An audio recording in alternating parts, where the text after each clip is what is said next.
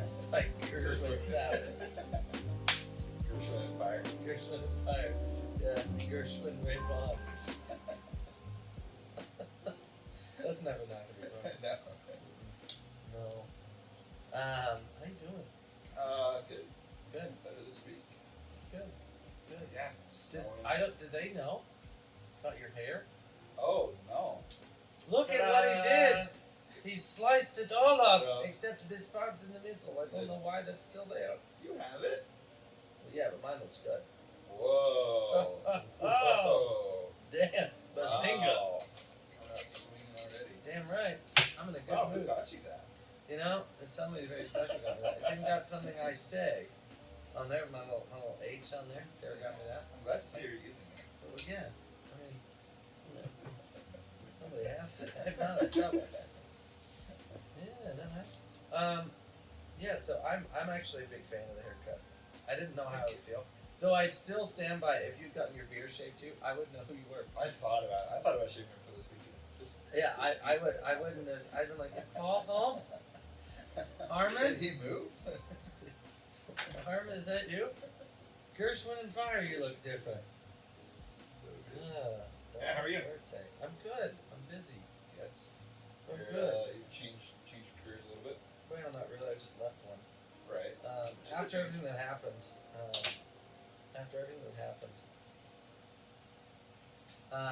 don't know why I did that. After everything that happened, I just really didn't want to work 70 hours a week anymore. Yeah. Because I didn't want to do it. And so, I went just to 3-4 days a week at the Standard and just enjoying my weekends and not overworking. So I'm still like, my appetite's not 100%, my sleep is not, like, I'm still not there. Yeah. And it's months later. Yeah, I've been realizing, like last week, I had a realization that I'm still pretty burnt out. Well, yeah. So, Yeah. Oh, I can't tell you this on Culture Beat, but it remind me to tell you later. Okay. No, I have to tell you, but some people might be listening, so I can't. Okay. Yeah. But boy, is it a good one. Okay. So excited now. Gershwin and Fire. What a Fire. Oh man. So with this episode, we're gonna go back to talking more cultural things. Yeah, I know a lot of people, say they're not so interested in like the car stuff. They listen to the beginning, and it's like thinking about it more. Like they're right. Like it's called culture piece for a reason. Yeah, we It's kind not of got away just from it's not just cars. It's like cigars, alcohol, whatever. So I think that was a really fun format. I really liked that a lot. So Yeah. yeah. No, I think we're gonna go back to, what made Culture Beast so good. What made Culture Beast so good is that we didn't just, we did talk about other things, and it wasn't always music. It wasn't always fashion. It wasn't Right. So I'm really excited. Yeah, I'm excited too. Mm-hmm. It's gonna be good. Yeah, and we're gonna try and do the 1st and 15th, kind of two episodes a month. Yeah. Which should work out really well as long as we plan for it. Yeah. It's supposed to. Yeah. If we do what we're supposed to do, then it will do what it's supposed to do. Right. Exactly. What a concept. What a concept. Yeah. What are you drinking? I'm drinking the Botanist. Just by itself. Just by itself. You rebel. You rebel, you. Dude, it's so florally. Well, it's because it's herbaceous. That's the word. It's herbaceous. It's herbaceous. It's herbaceous, bro. Oh, we could say bro as well. No, it's. You're like those hit herbs. PG, and I'm like, fuck it. Herbs. There it is. We got out of the way early. Your mom's gonna listen to this. And Yep. Right in. Yep. It's my Hi, favorite Mom. time. Hi, Mom. Love you. Be nice to Dad. I don't know why I say shit like this. It's like, what will my mom be upset with? That's what I should say. There you go. Yeah. What are you gonna do? What are you having? You're having the. I'm having the El Avalor 12.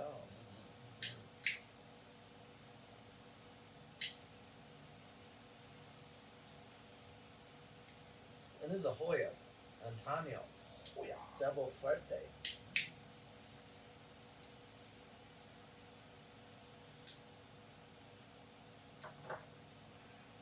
Boy, is it a good one. You kindly brought me one of my favorite cigars. This Sweet Jane. And on here's a little. I want to start off topics. Why with cigar bid. For those of you who've been watching, and those of you who have been wanting to get into cigars or are into cigars and stuff like that, man, I just feel I need to be like, well, doctor, this week was better. I'm actually going to sit forward because I don't like reclining like that. Okay. I feel lazy and I can't look you somewhat in the face. Fair. I never thought I'd say this to you. This is very off topic.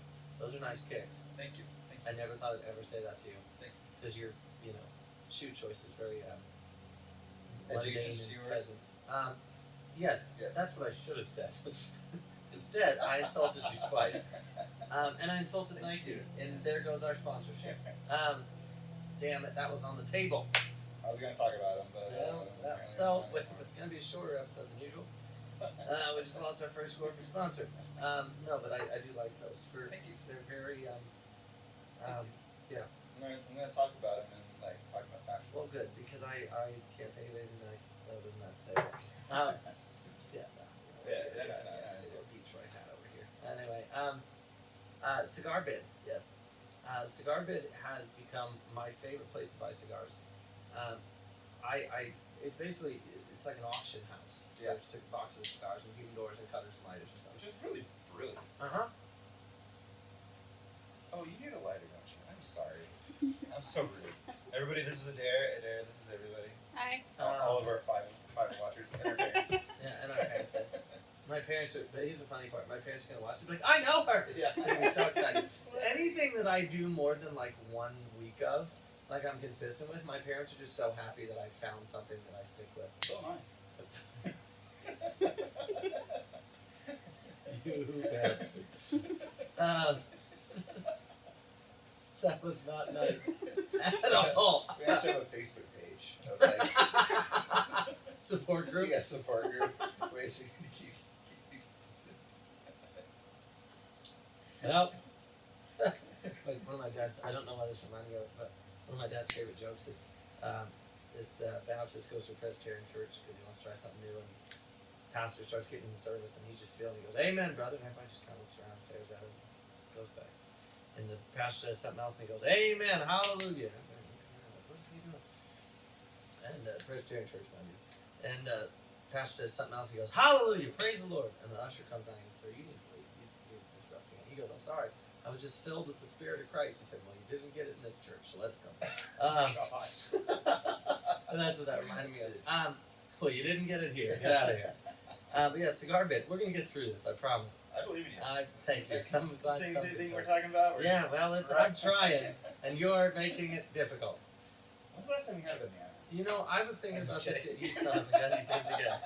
I hate you so much. Because I'll butt every time. I'll be like, well, it's funny you should say that, because I have something for the banana. Yeah. It's a cigar bit. I voluntarily do this, too. That's part. Yeah, it doesn't even get paid. No, I don't. Turns out I don't either. Yeah. It's like that time where I was like, I can't wait to have an assistant just has everything set up for me. I do. His name is Paul. Yeah. I don't have to pay him. That's why I bring you cigars. I feel bad for you. You have to deal with me.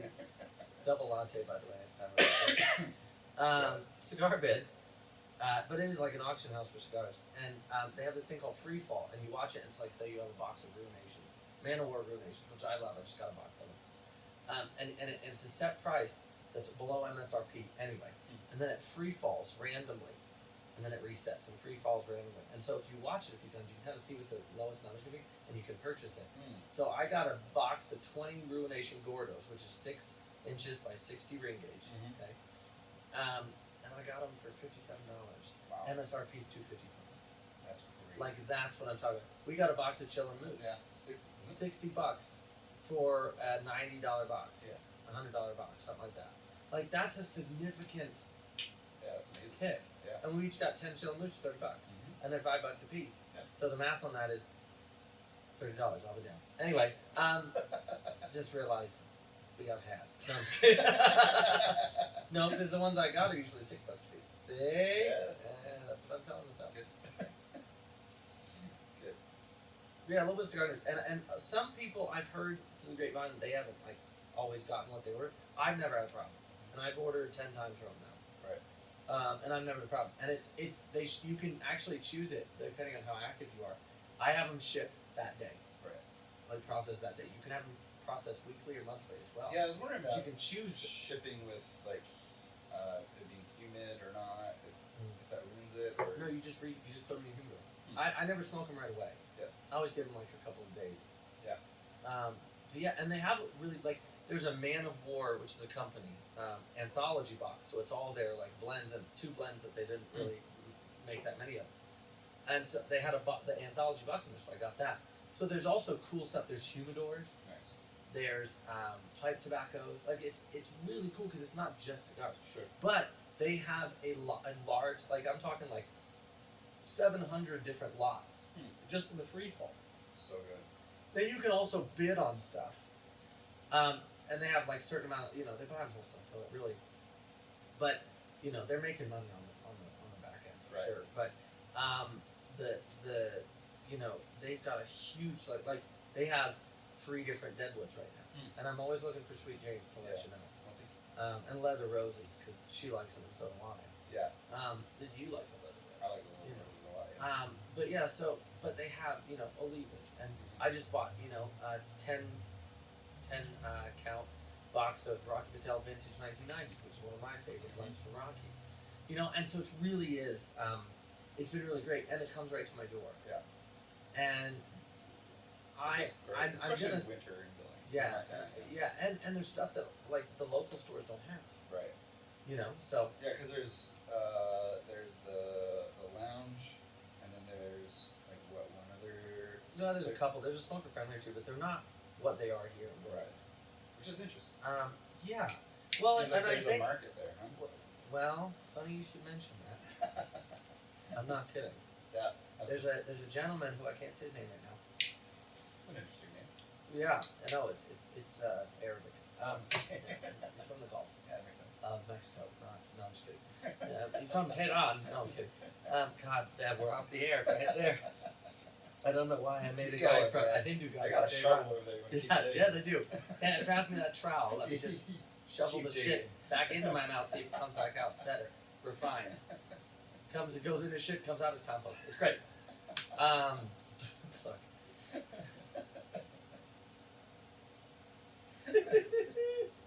Oh, Gosh. yeah. Are we still recording? I Still hope recording, not. Yep. I hope not. Unfiltered. But anyway, Raw. goes in raw, comes out raw. Movie, Dave. That We're is making not bread. We're ever making something bread I today. should say when my mother's listening. Goes in raw. All right. Said it again. But yeah, there are. We're gonna get through this segment, I promise. There's a couple cigar shops, but I either order a cigar bit or I go through the lounge because I really want to support TJ and 201 Lounge. But also, he actually, what I like about TJ too is he doesn't just, if something sells out really fast, he doesn't bring in another box of it.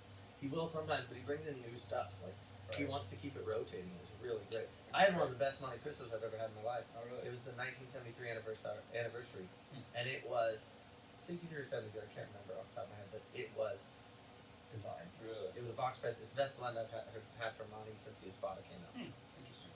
So I've had this. We've had the Espada, yeah. It's Yeah. delicious. Yeah, it's a great blend. And the Espada is blade, in Spanish. So. I finally got my my smoking kit kind of figured out because I got my hookah rolling That's what you said. a couple weekends ago, which was just so fun.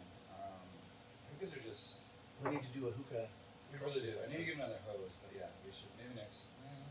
Yeah, maybe next I time. mean, if you got some PVC hose and Yeah, just get some gas line, yeah, I mean, we why can not? make that Why work. not? Yeah, we've got gas line laying around. We Got got the another gas line back there. Yeah, I mean, shit, that's already pre-season from 1970 something.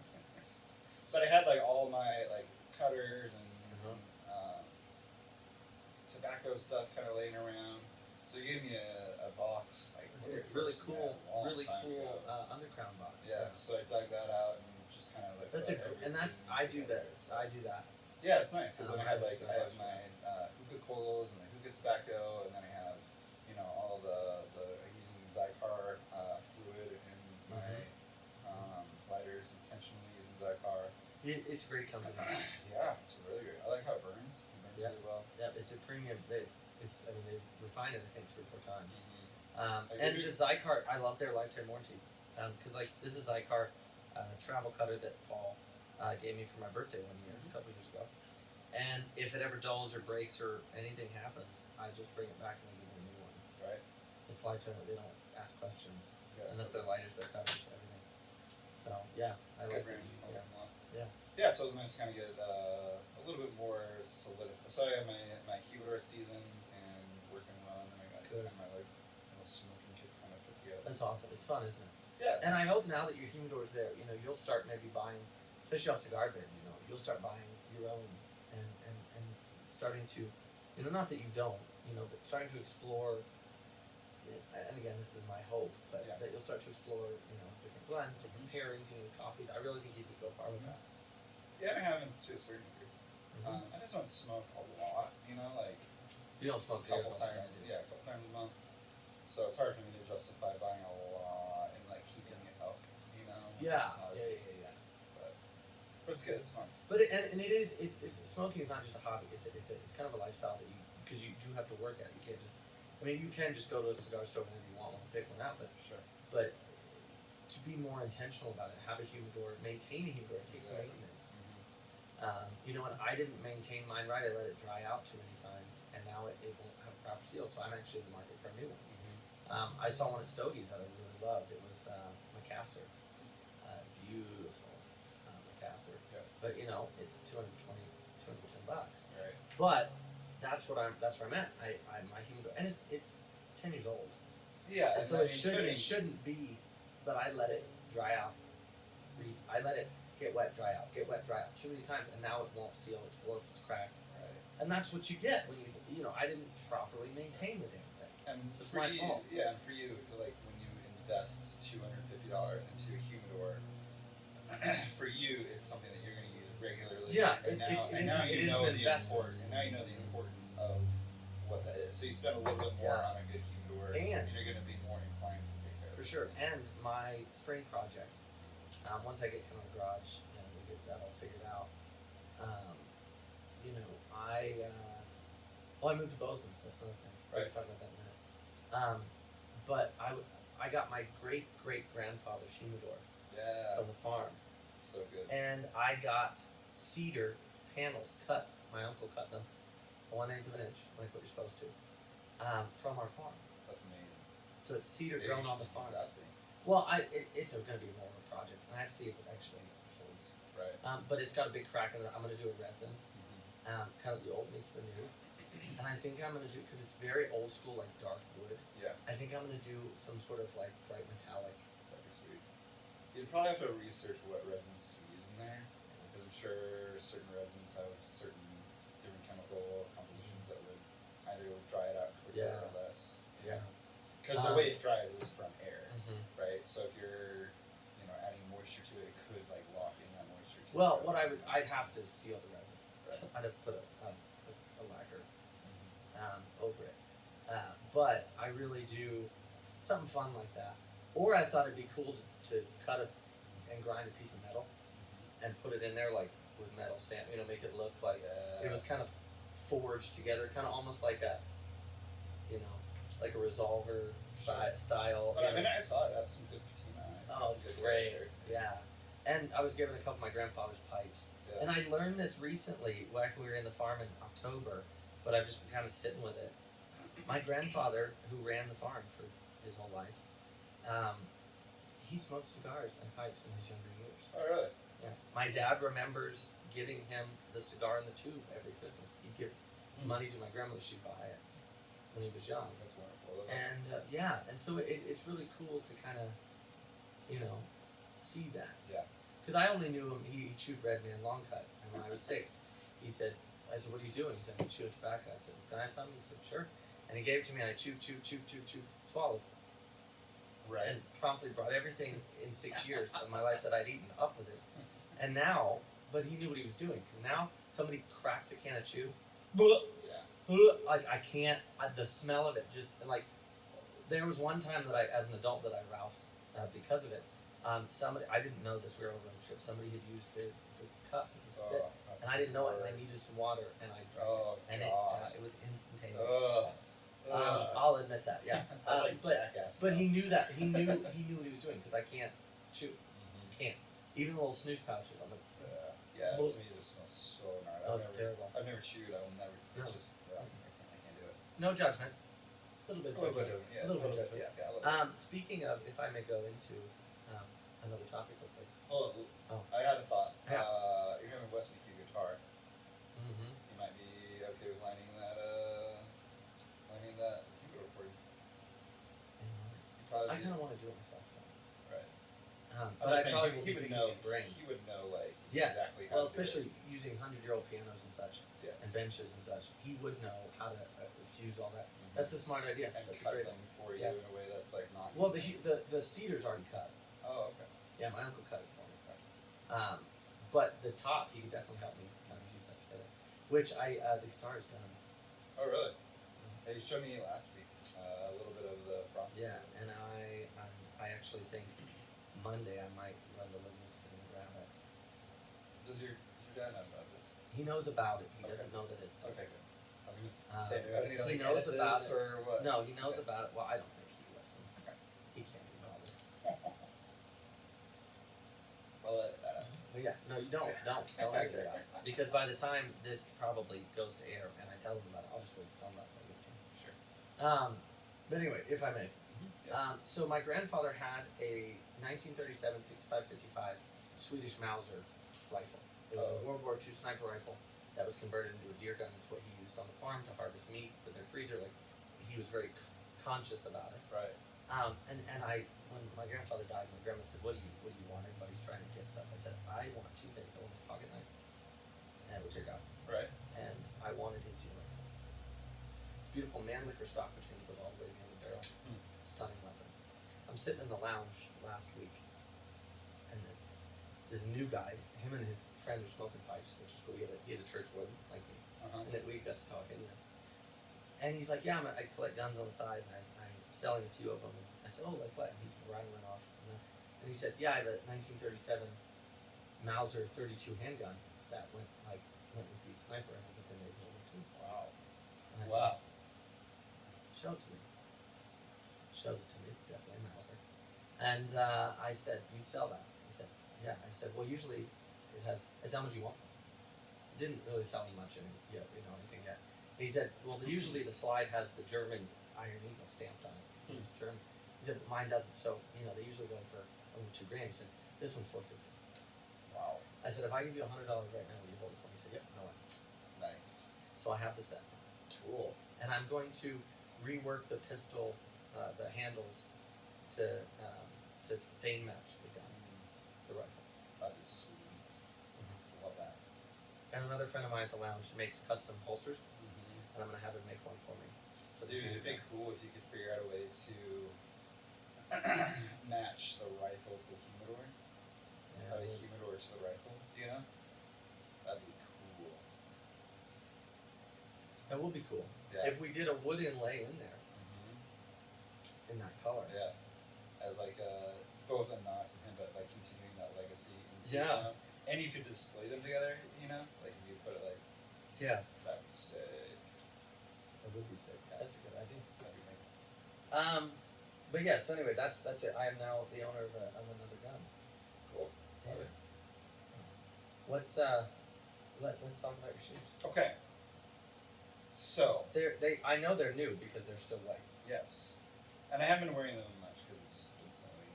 Yeah. I don't wear white. Can I see the side? I have not. Yeah. Yeah. Wow. So Wow. there I was. There I was. There I was. 1936. There I was, traveling back from Michigan. I saw a girl in the airport wearing these shoes, Oh, and I was like, I knew "Those it. are the freshest pair of Nikes I have Did you ever say seen something in to my her? life."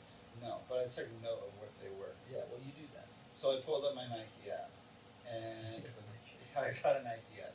So I pulled up the Nike app, and they're sold out in minutes, and I'm like, heartbroken. You Right? did a conversion and got one and said you. No.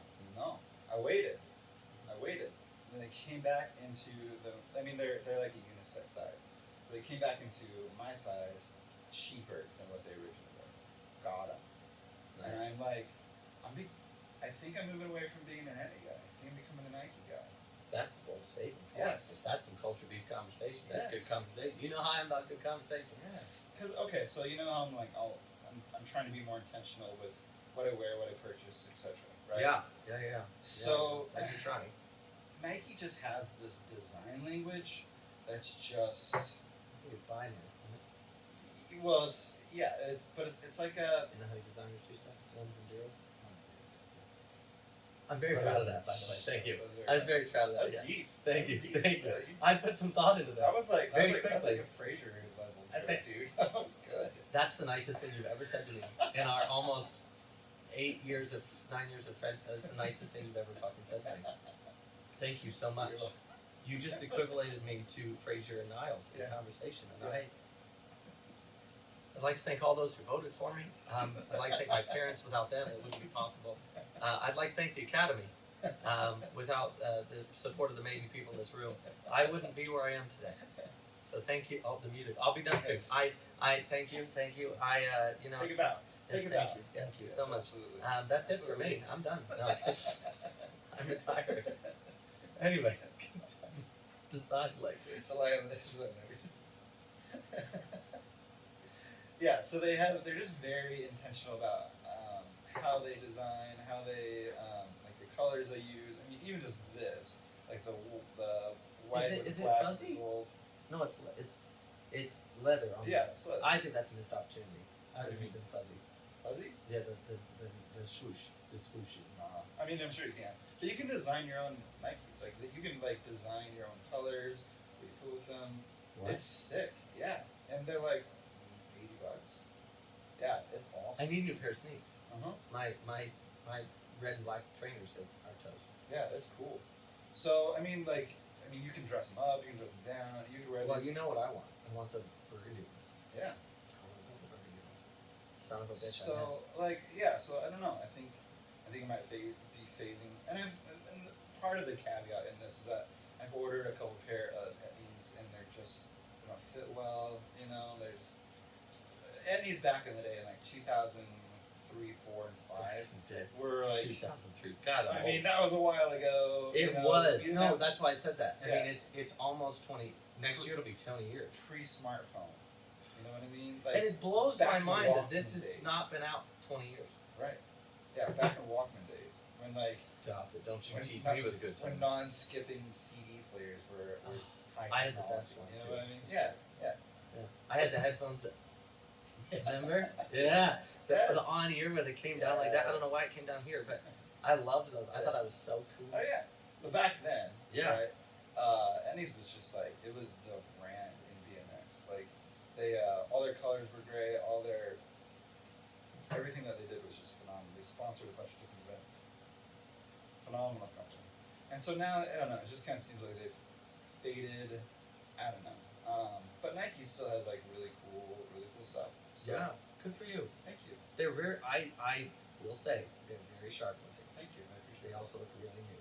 Yes, they're Because they're still- they're like 3 weeks. You're the one that told me about the magic eraser trick, though. Mm-hmm. Yeah. On my then Converse. Yeah. Chuck Taylor high tops. Yeah. Which I think every person should have. Yeah. I don't. And I've like so I mean with cutting my hair, it's been Yeah. Can we just see that one? Yes.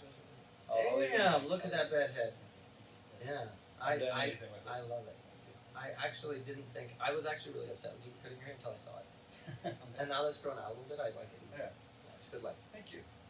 It matches your beard quite well. Yeah, so it's given me more of a different idea of how to wear things. You know, Yeah. kind of different style. You know, because with long hair, it's kind of a different style than with short hair, I guess. Yeah. Oh, very much so. So Yeah. But it's almost more versatile. In a way, yeah, yeah, You know. and it's fun. It's fun. to have I had something longer hair when I was younger. Mhm. Like in high school, I had long hair. But this is my haircut now. Yeah. One, because You pull it off Baby a Sam at Duke's Barbershop does such a great job. I drive 2-3 hours for a haircut every couple of weeks. People think I'm nuts, but then I look like this. Yeah. You know how it takes 3.5-4 hours to look this sexy. The audience says It's like herpes. You either have it or you don't, you know? And I got it, I guess. I usually say that when I say, and I don't got it, but I got it this time. I do. So I might have to build. What if I built a pair of Nikes more on the shelf? Everyone. How crazy would that? That'd be it. You better wear dress shoes then. I Yeah, would. yeah. I would drop. What? I have. Yeah. What Yeah. if, in like a month or so, 2 or 3 episodes from now, we, unbeknownst to the other, we dress as the other person, as we think the other Yes. person. Let's do that. I like that. I'm like that. so excited. Pull the trigger on some mittens. Or on some Nikes. I will surprise you. I think. I will surprise you. I'll surprise you too. I have to go shopping in the women's section of skinny jeans, but Those shoes would work just fine. yeah, these are No these are. offense. I don't know if the camera can see this, but I've got a Yeah, hole buddy. right there, and my nuts are coming out. But yeah, I've got these are on their last leg. They look I always comfortable, rip them here too. Yeah, I got too much of a. I got this bodacious booty, dump truck, back here. That I always rip them. Brings all the boys to the And damn right, it's better than yours. Damn right, it's better than you. And I'll treat you, but I'd have to charge. We just lyrically mashed that up. Thank you. And Cheers to that. yeah, cheers to that. That's culture beast first. So, speaking of fashion, Yes, I would like to. I would like to ask you chat about that. divulge. I for some reason I've been on this white kick. Interesting. Before you cancel me for being a racist bastard, let me finish. Give the man some space, okay? A couple weeks ago on my Insta story, and my Facebook story, I posted a white coat, long, almost I remember that. kneecap. Yeah. And I've been obsessed with it ever since. And then I found one that's that coat, double-breasted, with a white turtleneck sweater, which I'm starting to really get into. Yeah. And white pants. Mm. And I fell in love. Yeah. With tan, It's such a good look. tan shoes and a tan belt. Yeah. And I'm thinking if I do a tan fedora, Yeah. so I'm gonna recreate that outfit. I'm not gonna wear it here. No, probably not. No, but I'll wear it when you come to Bozeman. I love it. So, but my point, I say all that to say this on the fashion line thing, is that I've always just like purchased suits, and I wanted suits, and I did ties, and that was it. Now I want to like still keep my upscale fashion, but I want to buy it instead of just saying, oh, I need a suit, oh, I need a shirt. I'm going to start specializing outfits, buying complete outfits with the intention of wearing that outfit together, with obviously some mix and match, Sure. but buying a complete outfit at a time. Right. And spending a little bit extra money to get nicer things, cashmere sweaters and such, and really nice 12% spandex pants and things like that. Right. But there's a reason, and that's the reason. Right. So yeah, I'm really excited for that. Here's a little culture-based conversation. I love good conversation. What is too soon to rewear an outfit? Ooh, this is supposed to be top tip. Right here. Yes. So I think it all depends. This is personal. This is my personal opinion. I think it all There's depends. several different factors. Yes. Whether the first thing that hit my mind is, does it have to be dry cleaned or not? Okay. That's one I didn't anticipate. Is it a business or a pleasure outfit? Because for business, I think you can do repeats a little more often. Sure. Like at work, I think you can do that a little more often. But let's just say pleasure, parties and going out and everyday wear. You can just everyday wear. Okay. I think wearing certain elements right away again is okay. Wearing the same outfit, I'd say you have a 5 to 7 day window. 5 to 7. Like, cause I wore these pants yesterday, Right. but I'm a shit packer. But I wore a different sweater and different shoes. Yeah. And I had a blazer on yesterday. I didn't have, Sure. So I think aspects of the outfit can be worn. Like you could wear that tomorrow with, washed denim, Right. different shoes, and a different hat, and it look great. Right. I love the mustard, by the way. Thank you. Mustard's a color you can pull off. It's very good for you. Thank you. Yeah, and this was a buy that because I'm across the board, I'm monochromatic and You like are, everything very I much do, so. right? if you're ever on Forza 5, racing 9124, 9124. Yeah. you should look at some of the cars he's built. They're all monochromatically designed. He's brilliant garage. Thank It's you. annoying. Thank you. But I sometimes showed you the game. Yes. Yeah, that's true. And his garage looks better than mine. Well, thank you. But yeah, like there's some things that I'm just like, I'm gonna take a chance on that because it's completely left field from what I usually wear or buy or design. And yellow is one of those things. I don't hardly ever wear yellow. No, it's a great color. You should wear it more. Thank you. Yeah, you should get mustard Nike. But see, with the yellow is that's not really like a swoosh. Yeah, but see, I like the yellow in this. Yeah. Match the yellow in It's this. not yellow, it's tan. It's yellow. Objection. It's like a yellowish tan. Oh come She's on. very good. Pick a side. This girl. I can't. I go home with him. That's true. I don't want to get in trouble. Fine. It'd be a long drive of quiet, passive aggressive comments About yellows and tans. about yellows and tans and how nice tan car that drove by. Yeah, isn't that a nice yellow tan car that just passed me with this yellow tan interior and it's yellow tan people. Yellow Yeah. tan heart. Can't say yellow people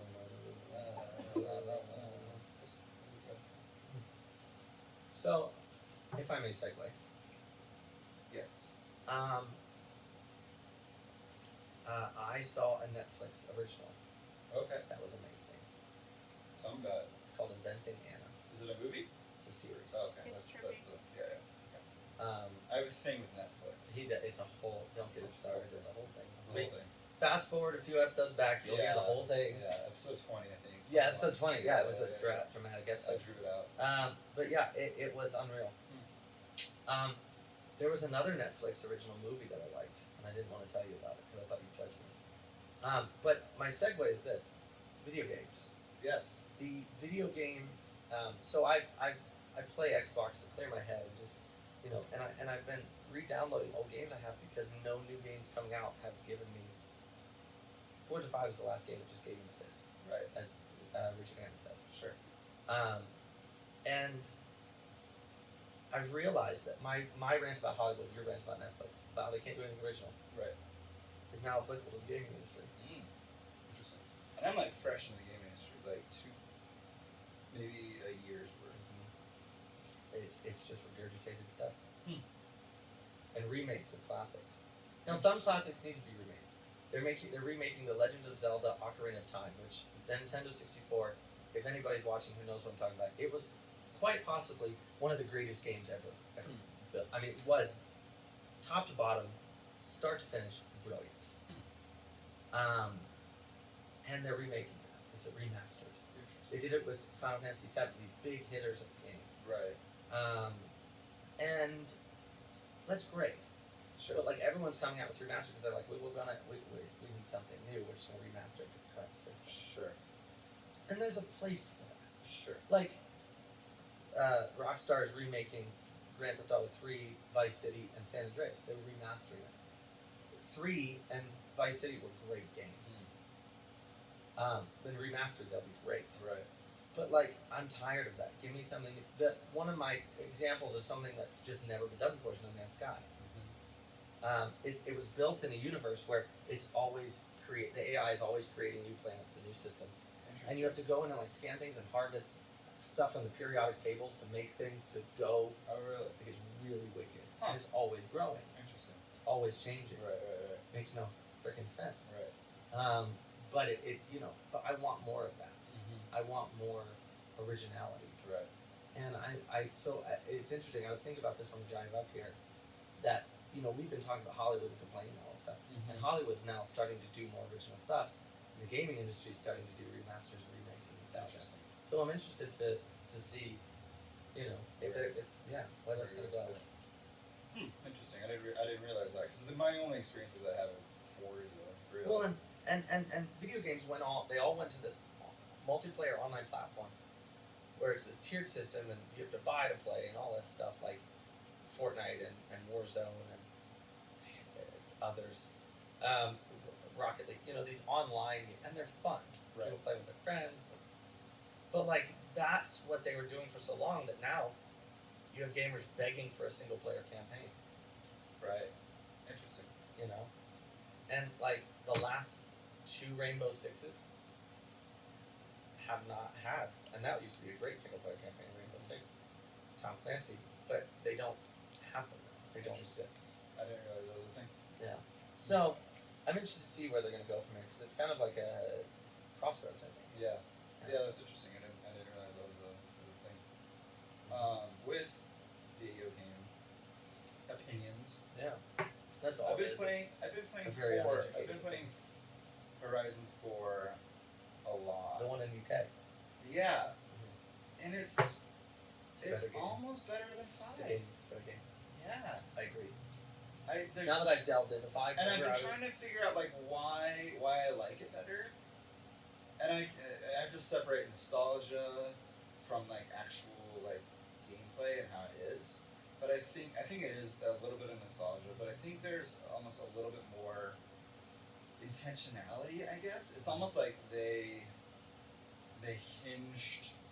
took a lot of risks on 4. You know that With really the weather. paid off. was Yeah, the big one. weather's really cool. I really, really, really like how the music plays through the pause screen, like we talked about earlier. I think the playlists are better. I like the music on 4 better than I like Yeah, 5. I do too. There's just some, but then you've seen like 5 introduced some aspects into 4 that were better. Yeah. You know, I agree. Some color changing things and that. And But it feels like almost 5 lent its way into creating a better product or 4 somehow informed 5 in a different way than 4. after it came out. Right, exactly. The other thing, I will speak on this because I think that's a great point. I feel like the map on 5 versus the Mexico map versus the UK map is 1.5 times bigger. Right, which I like. Yeah, but it's a shorter game. Yeah. Yeah. The gameplay, the campaign, if you will, is shorter. I'm And glad you said that because I've been wondering. yeah, I've been it's wondering shorter. in my mind. Yeah, And we've talked about this. I hate that you have to buy clothes yeah. Right. and that you can win clothes. Right.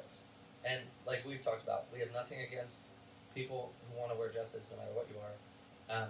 But like if I choose male, I don't want to win dresses. Right. Not that I wouldn't put my guy in them on a hot day, but I want to win cars and money Right. That's it. because I'm there to drive and build cars. Yes. I'm not really interested in customizing my character. Though Or my character emoting some sort of in like 4 and 5, respectively, look money, Right. Yes. and I do change them for the season. So do I. So like, and that, I mean, if it was like a different strategy on. I wish you could just design your guy the way you want to design it. You have to unlock stuff. You don't have to buy stuff. Right. I wish it was all unlocked. Or if it was like a kind of a barn find style thing where like the outfits are like say like the signs, you know, and if they turned it into that where it's like you get these signs, they get whatever, then it's those clothes, you know. You know what else I really like about 4 that 5 I guess just hasn't done yet? Is they had the addition of the Fortune Island, which was like a rally kind I of thing. never got that one. And then they have the Lego one. Yeah. And 3 had a Hot Wheels. Oh, okay. You go literally, it's a Hot Wheel track world where it's Oh, nuts. interesting. But the Lego one's so fun because you crash a car and it just blows up. I never got into the Lego thing. I never played it. Well, Maybe I should. and honestly, if I did it all over again, I'd get the VIP pass. Yeah. Twice the rewards, twice the monies. You know, just wheel spins every day. And you get cars for cheaper. Like, it's just a good idea. Yeah, and I feel like you can, like with there's a mansion in 4 that you get 10 wheel spins. You know, Yeah. none of And the they new did- houses in 5. They didn't do that. Uh-huh. They didn't. They had a couple of perks, but not near that. Right. And I just got that mansion for that one. Yeah. No stock about. Yeah, it's. I don't know. I like 4 better. I've actually started playing 4 more. And I Yeah. have a better garage in 4. Yeah. I have a better garage in 5. Don't have a better garage in 4. Let's just play the game. Right, and so now like I think I've learned Forza through 5. And now I'm going through 4 and like learning 4. You know. Yeah. So. That was a good conversation. Yeah. Would you like to segue this? First, I want to talk about Hagrid. Go back to you gotta go. You have to watch the Kukoc video. I will watch this. Dude, the documentary it's brilliant. Like we've talked a few episodes ago about how Hagrid is just like it's next tier. You know, it's top tier stuff. And like I've been dreaming about like what Culture Beast becomes, and to get acquired by Haggerty and this thing being like a Haggerty production would be such an honor. You know what I mean? Because they're just they match the integrity. If you're listening, Yeah, if you're listening. They just have this honesty, this intentionality, this desire to create good film. You know, that's just like that Countach documentary was. I've never seen a documentary that well before. It's unbelievable. Like you have to watch the cinematography, the storytelling, the history. It's just, it's so flippant. It's like an hour. Like it's a production, you know. But it's where Haggerty's really come on the scene. Well, with their next big thing, you know, with Magnus, And Barn Find Hunter, Mark you know, Hunter, yeah. they just do such good work. You know, I love it. Which would be a good segue into cars. Yeah. Yeah. I will watch it. Yeah. That's all I can say about that. I don't know. You really should. Now that we're segueing to cars. Yes. Okay. Go ahead. I don't know. Man. You start. Find it here. 'Cause I wrote them down. I forgot to save them. You doing alright over there? I'm chilling. Okay, good. Oh, biggest thing I want to talk about right off the bat here. The Atlas motors we talked about. They are now public. Oh, really? Yeah, you can buy limited stock, Interesting. and they have, because of Rivian and stuff like that, they have now more focused on like work trucks. Yeah. I think I saw something like that. Yeah, I think I saw. And they're actually like doing actual tests and stuff now, and it's shaping up pretty good. Yeah, because Rivian just bumped their prices up about 20% or something like that. Yeah, well, that's Amazon bumping their prices up, but Is it? I'm sure Amazon acquired them, and then they want to make money. Well, it seems like Rivian's been struggling to meet like the quotas and prices of everything, which is understandable. But Oh yeah. yeah, I don't know. It's sad because I mean American companies are just. I mean, the last American company that was forged was successful one was Tesla. Yep. You know. Yeah. Well, and the other thing with that is too is that it's, you've got,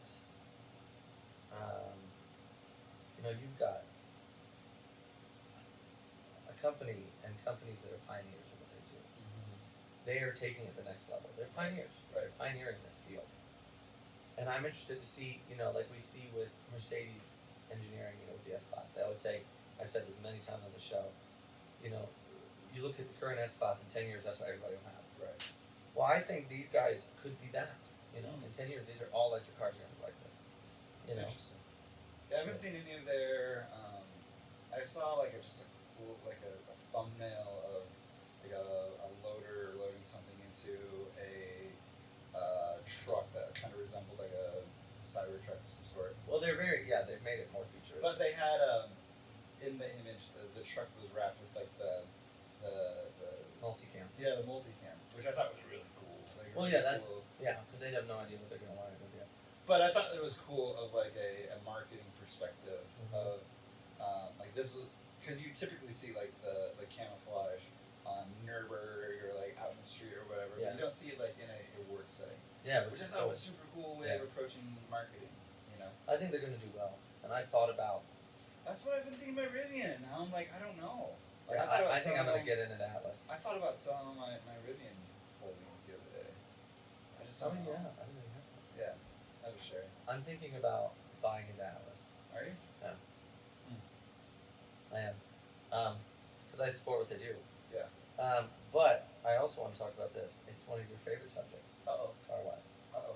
The GR Yaris. Oh. Toyota's new GR MN Yaris, that they're going to do 500 units, has several upgrades over the standard GR Yaris. Yeah. Which is already There will be 2 variations to choose from: circuit package and a rally package. Oh, really? Guess how much it costs? Oh, gosh. 80? Lower? 70? Really? For a Toyota hatchback that you can pick up and move with 3 buddies. Wow. But, and As soon as I had that, I was like, oh Jesus, you know. Here it comes. So here's the thing, though. Then I was like, nope, I'm done. Yeah, I was about to have a rant for this. Then I said, no, I'm going to do something unprecedented in my culture-based history and in my personal history. I'm going to do research before I go off. Wow, nice job. Love this. Excited. So the upgraded Yaris has a closure ratio 6-speed manual, Mm-hmm. carbon fiber bonnet, no rear seats, Interesting. Ricardo at the front. The car is 20 kilograms lighter of the standard car, and it has 545 more spot welds to be more rigid. Wow. 1.5 liter 3-cylinder produces torque 268 Jeez. horsepower, 268 horsepower and 287 foot-pounds. Oh my gosh. That's That's the 300 mark. Jeez. Limited slip diff at the front and rear. It's limited. It's a mechanical limited slip, which the standard one uses semi-electronical or electrical. No, electronical. Electronical. The circuit package adds 18-inch BBS, larger brakes, built-in adjustable shocks, carbon fiber rear ring, larger, more aggressive side skirt, and different front lip, and is only available in matte steel paint finish. But here's That's amazing. what it looks like. Oh gosh. That's rad. That's beautiful. Yeah. It's That's gorgeous for those of you super who are looking. The rally package, on the other hand, will have new Toyota shocks and stabilizer bars, guards under the car, and a roll bar. This variation actually loses 30 kilograms over the standard 20 lost on the circuit because of the spot weld. Wow. New Toyota stabilizer bars, underguard set, roll bar, and it's only available in red. And there's no big old spoiler. Wow. Yeah. That's so cool. And look, it's higher up. Yeah. It's got the more trim. Dude, that's amazing. Yeah. I love that. The circuit package is 74,183 and rally package is 73,410. Toyota is so confident. This is why I'm glad I did my research. Toyota is so confident that these, and this is a quote. Okay. Toyota is so confident that all 500 of these cars will sell that they'll be running a lottery to randomly choose who's allowed to purchase one. Jeez. Oh my gosh. Ballers. Yes. That's amazing. Yes. I thought you'd appreciate I that. do. I know you Yeah, do. because that's like the little car that I Yeah, dude. champion. Yeah. And I know how you feel about that whole thing. That's wonderful. Yes. Speaking of Toyota, I guess they've partnered with Suzuki to work on further developing hydrogen-powered cars. I believe that. Yeah. A lot of, and here's why I believe that. A lot of car companies are starting to realize that we don't have the infrastructure for all electric cars. Right. We will not for years. Mm-hmm. Elon Musk has come out and said this. Right. And he knows. Yeah. He's done the research. Yeah, the guy knows. Well, he's had people do the research. We Right. can talk about it. So that doesn't surprise me. Yeah. Honda's still hydrogen obsessed too. Yeah, but it's cool because Toyota like literally said like it's in our name, like motors is in our name, you know. So like we need to keep developing this. So and I guess the Toyota CEO said like it produces a sound like nothing else, like Uh-huh. Formula One level, Mm-hmm. which is just Oh amazing. yeah, which would be great. Yeah, and apparently the engine just looks incredible. Oh, I'm sure. I'm sure that's the future. Mm-hmm. Hydrogen power. I really do believe that. So it's really cool seeing. I think the fire is going to go. I'm gonna stop that. I'm warm. I'm kind of cold. Are you kind of cold? I'm always cold though. Are we out of pellets? Well, I think it's not going out. I think it's just black. Well, the little chamber doesn't Oh. push them down all the way. So yeah, I'm interested to see where that goes, and I'm glad to hear it. I would love a hydrogen-powered big old executive sedan. That sounded like a Formula One car. Yeah, because they're I guess they're doing away with the Avalon and bringing the Crown into existence in the States. Which is, I can't wait. Yeah. Because the Crown is way more Mm-hmm. gorgeous. So we'll still have combustible cars that The are modern big Crown. Oh yeah. Because they still make them in Japan, but Well, they Yes. basically are bringing the Crown, and they'll be able to just do Lexus. Like that's what Lexus is. right. But that's what it started as. Now it's its own entity with its own look. But yeah, I'm interested to see. I love the Crown, dude. I love a big sedan. You know that. I love big sedans. Because typically, I mean, like we've talked in the past of like, there's just no way. There's just no way that it's sustainable. You know, and here Toyota is saying like, yeah, like we agree with Culture Beast. Yeah. You know, like Yeah. Toyota's And, listening to and our in that podcast. regard, that's what we'll say. Yeah. In that regard, it is not just our opinions. Like it proven. There's no infrastructure. Exactly. And so like it's cool to like you think about like the technology that they put into the development of this, you know, and then somehow it could bleed into what the next Z car has, you know, and then somehow it I hope. bleeds into Don't fuck with my Z. well, I mean, as far as like not becoming electric, Yeah. you know what I mean? No, that's fair. Retaining a combustible engine.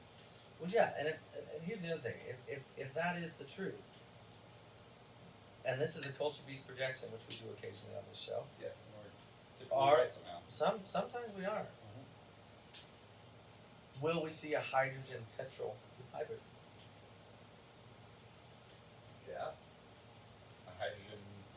If you put a hydrogen fuel cell and allow it to work with the petrol, we'll be getting 1,500 miles to a tank. Oh yeah. I haven't even thought about that. Interesting. And that makes the gas mileage go to 60 or 70. That would be amazing. Can you imagine that? And then you think about like motorsport, you know, with trying to be more green, trying to be more yeah, efficient. and less time refueling, Exactly. which will probably lead to more efficient tires. Mm-hmm.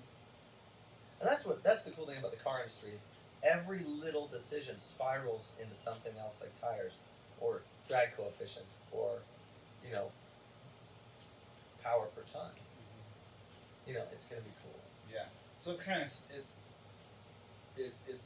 I'm very excited to see this kind of electric Yes. hydrogen.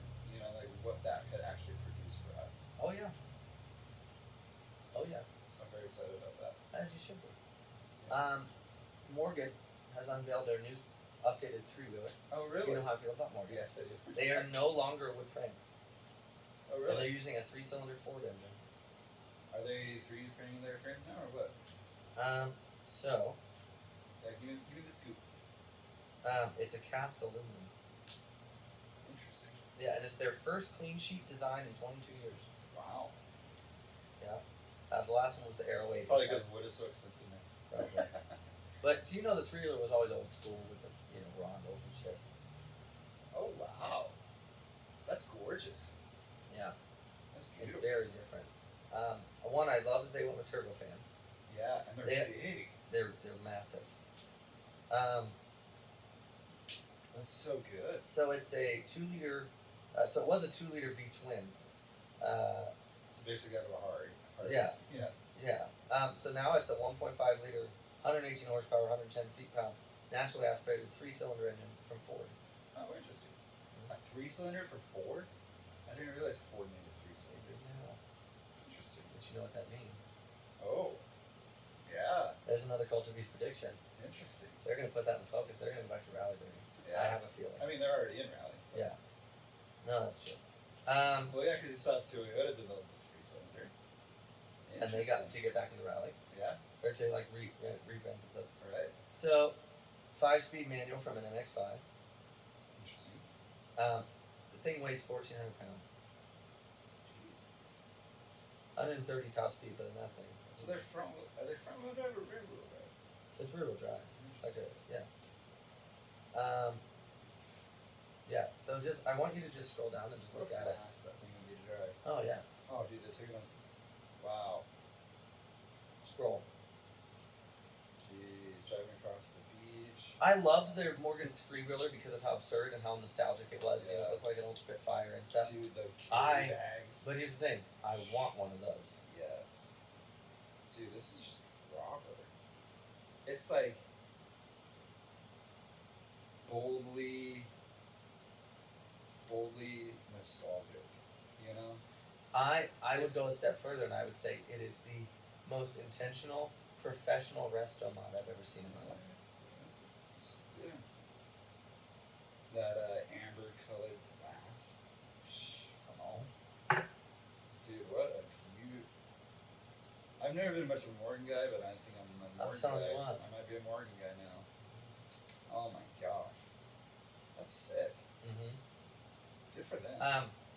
This will be posted on the Culture Beast page, so you guys can all take a look at it. I'll post it right now. Dude, that's wonderful. Mm-hmm.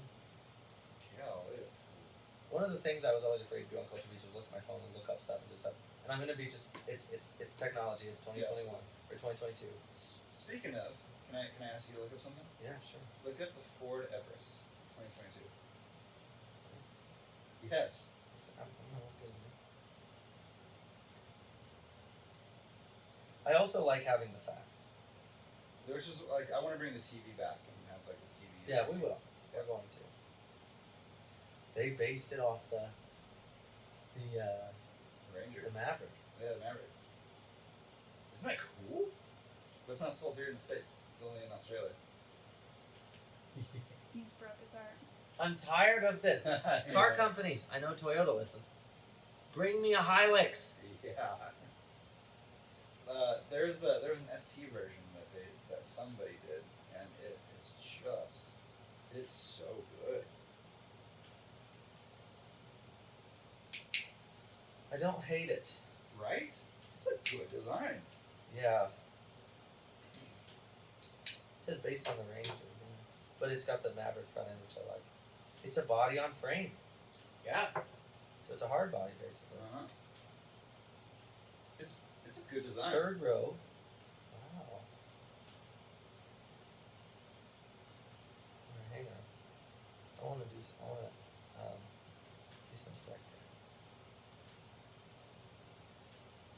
So I know what the fuck I'm talking about. Great alternative for the 4Runner. Alternative for the 400 is this? Yeah. Interesting. And Bronco. Let's see what 2 and 3 liter diesel. 3 liter diesel on that thing. Jeez. As well as a 2.3 liter gasoline. Gasoline engine. Gas engine. Gas engine. That's what it is now. All three of them turbocharged, 6 and 10 speed automatics. Wow, it's pretty. Yeah. It's got a lot of a high performance Ranger Raptor with 3 liter twin turbo. Yeah, it's already. So that's probably a hybrid. That's good. I like that. Yeah, it came across my news feed just the other day, and I was like, "What? A Ford Everest?" Yeah. I don't know why they can't bring that here. They should. They're really Speaking of fancy cars that we can't get. I bet. Sorry. Real quick. Yeah. I bet that replaces the Explorer.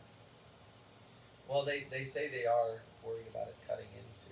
Oh. They said right there they're concerned about it cutting into Explorer sales, but it won't if it's not here. Sure. It's so sick though. The yeah. ST version is I phenomenal. do like that. I like that a lot. Yeah. I like it a lot. Yeah. I was surprised how much I did. Like, did you look it up? Not yet. Oh. I don't know a lot of details on it, but I wanted to touch on this briefly. Yeah, go ahead. Chevy Uh-huh. is taking the C8 and they're developing a hybrid. That makes sense. You know what I think that's code for? Electric. What? What do you mean? Porsche came out years ago and said we're going to make a hybrid. Yeah. They made the 918. That's true. McLaren said we're going to do a hybrid. Came out with B1. Mm-hmm. Ferrari said a lot of stuff in Italian, and the LaFerrari was born. Yeah. Corvette's saying they're going to make a hybrid or Chevy's saying they're going to make a hybrid Corvette. Mm-hmm. We're going to get a hypercar Corvette. I can see that. Yeah. I think we're going to get I one. mean, it looks like one. I had one. My father, Steve, is he likes trucks and cars, but he's not like into it like I did. We actually had a really great conversation the other day, where I asked him if you could have any car, what would it be, and he said an old E-Type. Oh, interesting. I thought that was really cool. Yeah, it is. He's obviously never worked on a car before.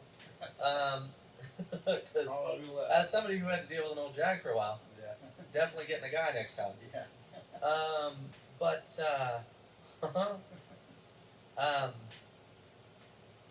was I going with that?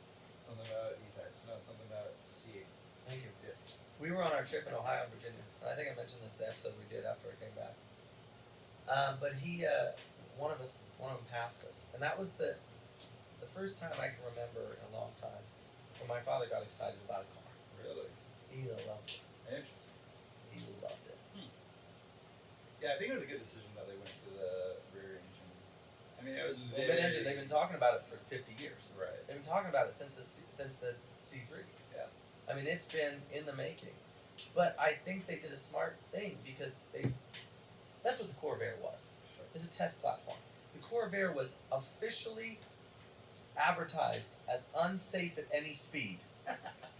I think Chevy with the Corvette, we'll just say I think Corvette because they have their own department. I think Corvette waited to the opportune moment, and I think it was perfect. Yeah. The optimum moment, and that's what it was. Yeah, that's one thing that I really give credit to. I don't give credit to a lot of Chevy things, but that's one thing that they did really, really well. Is they're like, nope, we're gonna pivot hard. And they were the first with this nostalgia muscle car revival that we had in the mid 2000s that I talked about before. Chevy was the only one that said, yeah, we're gonna make a new Camaro, but we're gonna kind of make it its own car as well. Ford just said it's the Mustang. Right. You know, Dodge literally didn't even change the interior; it just said it's a Challenger. Right. Chevy kind of made the new Camaro its own little car, and I like it. Yeah, I do too. I like it a lot. So the Camaro or the Corvette? Camaro. Okay. But I'm saying, like, Chevy can be really intentional at Yeah. times. Yeah, it's funny because they're really hit and miss. Like, they did the Corvette really, really well, they did the Camaro really well, and they dropped the ball in the Blazer. Yeah, they did. And we both hate the Blazer. Yes. And we said, several episodes ago when we saw the Bronco coming out, Chevy's going to redesign the Blazer to be more I hope so. nostalgic. They will. They They have absolutely to. They have to. So I spec'd out a 3-door Bronco base because I wanted 7-speed manual, I wanted Steelies, and I added all my stuff. It came out to like $36,000. For giggles, I called the Ford dealership, and they said, "Well, yeah, you can get one. We can definitely put the order in for you. It's going to be about a year and 2 months." Yeah, seriously. Which partly is due to chip shortages and production.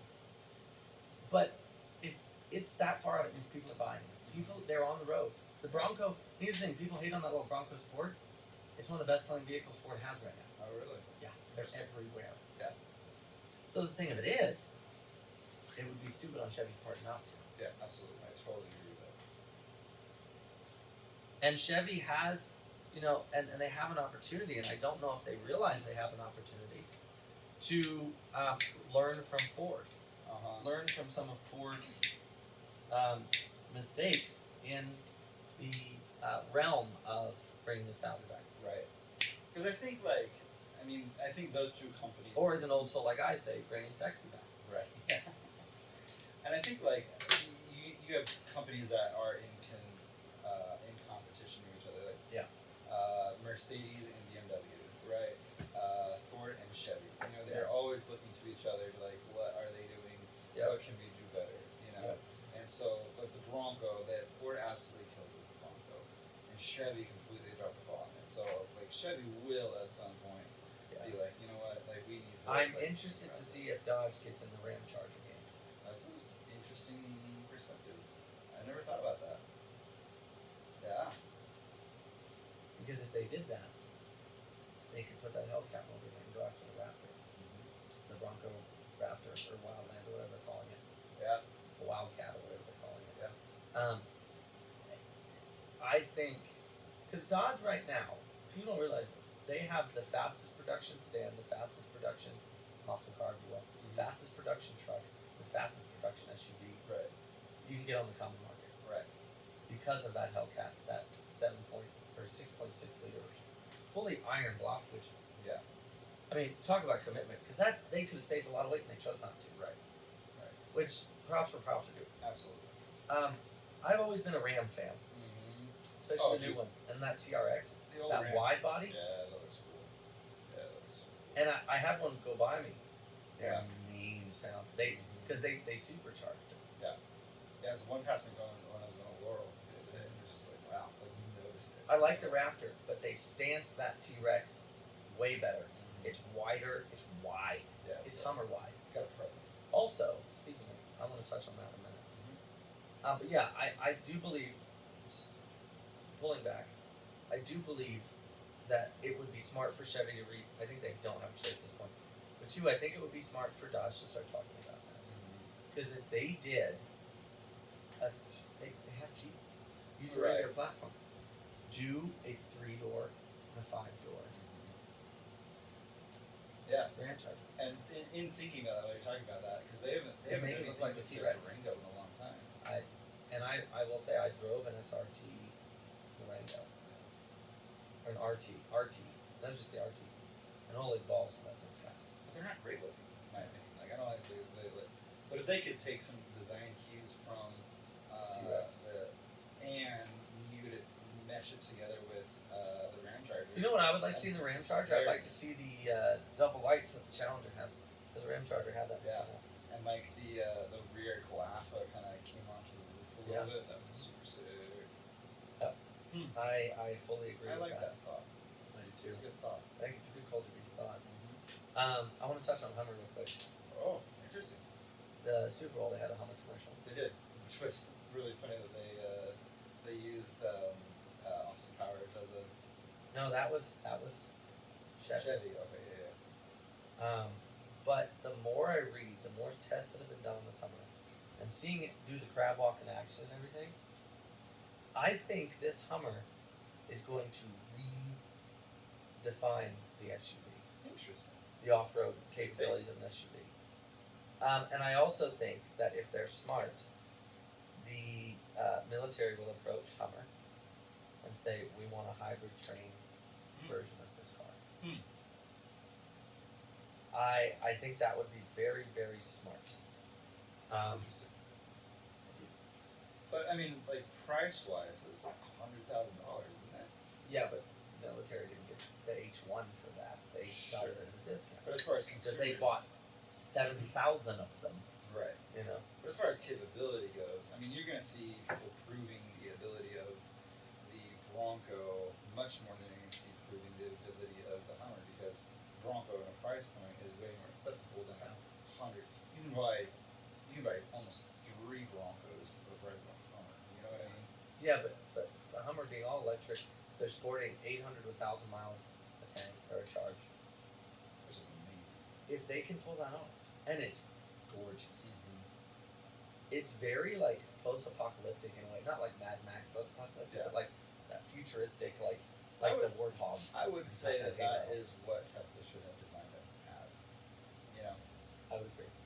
The Cybertruck, I've said this many times on Culture Piece, I can't stand it. Yeah. It was the greatest marketing stunt ever. I like the boldness of it. I appreciate the boldness of it. You know how it's just like something very countercultural to what people are producing. Here's the culture piece conversation. I think somebody is going to redesign how the car looks. Because the only reason the car is designed the way they are is because it allows room for an engine. If you don't need an engine, you don't need that space. Right? I hadn't thought about that. Yeah, I thought about it a lot. There's my mind is going a million miles an hour right now. Yes. So there's like space in this design that nobody has tapped into yet. And I've been thinking like, how would I design a car that doesn't It equate? doesn't have an engine. Right. Isn't that interesting? Huh. Mm-hmm. Huh. So I think with electric, we're going to see a redesign of the car. That would be cool. I don't know if right now, just because of all the, I don't know who's bold enough to do it besides Elon. Right. So I mean, there's a lot of different. Wouldn't it be interesting if, and this is just an opinion, if anybody's going to do it, the Italians are going to do it, Think so? or the French. Or Elon. The French have been trying to redesign the car. You look at any Citroen or Renault, they've been trying to redesign the car a long time. Yeah, that's true. That's true. And if you need a Cliff Note version of that, look up the newest Carnage du Trois Grand Tour episode where they dive into that. Yeah. And you loved that episode because of the C2. You love the C2. I love the CT. And so there's cool stuff. Yeah. But yeah. Because it could look something like a cab over. You know. Well, I was gonna say, would we see more Volkswagen bus style? Would we see, cab over slanted boxes that drive themselves. Right. 'Cause Would essentially- you, in the future, will you need, will the interior design require steering wheels and pedals? Or will it just be couches Right. or seats? Right. Because it doesn't. I mean, you don't have to have a pedal. Yeah. You know, there's a whole different way of thinking about car when you do electric. Here's another culture-based conversation. Go ahead. Let's say, you're a paraplegic, you don't use your legs. Sure. So what do? They give you a van where you can ramp up and then they give you hand controls. Mm-hmm. Why didn't that take off? Yeah. Well, it's just like a big wheelchair, so it's No, I'm It's like, like- why didn't hand controls take off? Yeah. Like boats. And I think maybe part of that is that like if you change the stereo or Braking whatever, systems Yeah. as well, And but obviously because it's easy to think about because we're trained to use our feet. Mm-hmm. Like I can heel arch toe or heel toe, around the corner while I'm shifting, Sure. using both. Right. Racing lines and everything, but it begs the question: how would you with your hands? You've got a throttle and e-brake, Mm-hmm. but if you could make that work, Absolutely. I mean, the car can be anything with electric. yeah, Here's- that's a great, good culture piece. That's a good conversation. Mhm. I love good conversation. Yeah. That's an interesting point. Because we're pigeonholed into this thought of like a car needs to look like this, a truck needs to look like that. Yeah. Well, and they always say whereas- proper is engine in front, rear wheel Right. drive, transmission in the middle. And I think, this is really abstract thought, but harkening back to like the olden days of monster trucks, right? It was always thought that you had like the engine in the front and then you sit onto the left side or the Yeah. left side, right? Yeah. And then at some point, I can't remember who did it, but they put the engine in the back and then they centered themselves in the center of the truck. Yeah. Right, because they Well, McLaren completely did that thought like with the F1, and Right. now that Gordon Murray's doing it with the T50 and the T60. right, but I'm just got saying two on like a on the level way. of just thinking like this doesn't have to just because it's a truck Mhm. doesn't mean that it has to function as a traditional truck No. does. No. We can put this thing wherever we want. Now that's how like most monster trucks are, right? Yeah. And so like the car can be like that in nod to electric because it doesn't have to be styled. It the way doesn't that- have to. Mhm. And if you go down this rabbit hole, you also think about, if they do the batteries down the spine, you're looking at center of gravity, power to weight, all this stuff is going to change. Right. The parameters of the car itself could change. Right. Do we need tires? Well, a lot of companies are looking at those, like exoskeletal tires that have it's all just a membrane, and they're looking at those. But I'm just saying, like just because it has wheels doesn't need to have wheels. Can't have propellers. You know what I'd be interested to see, especially with the new age of Gen Z or whoever's after us that don't know how to. Who knew that the manual transmission would be the greatest step protection you could have? True. I wonder if we're going to start seeing sequential gearboxes in in civilian cars. Yeah. Actually, I heard someone is developing an. I can't remember who it was. I heard it on Revival's podcast. Shout out to Revival. Yeah. But they were discussing that electric company is developing a gearbox that feels like a gearbox in an electric car. So you can still have Okay, the so feeling I of it. have very strong opinions about that, and I can't wait to tell you about them because that's who I am. I think that's silly. Yeah. I think that's silly. But It's just like when they pipe through exhaust through the car. Just make the fucker loud. yeah. It's like the TT, the current TT, pumps a automated or an what do you call that? Synthetic sound through the speakers. Which is That's strange. annoying. Yeah. Give me, and what am I gonna do? I'm gonna turn that off. I'm gonna take the exhaust off. I'm gonna straight pipe that thing, Right. and I'm gonna hear that car Right. because those are good sounding engines. Yes. But I mean that only works in Montana because we don't have like. Yeah, we have no emission laws. Yeah. That's funny. Somebody said, would you ever move out of Montana? Yeah, I would. I'd have to rethink a lot of my life. Yeah. Catalytic converters included. Yeah, I know.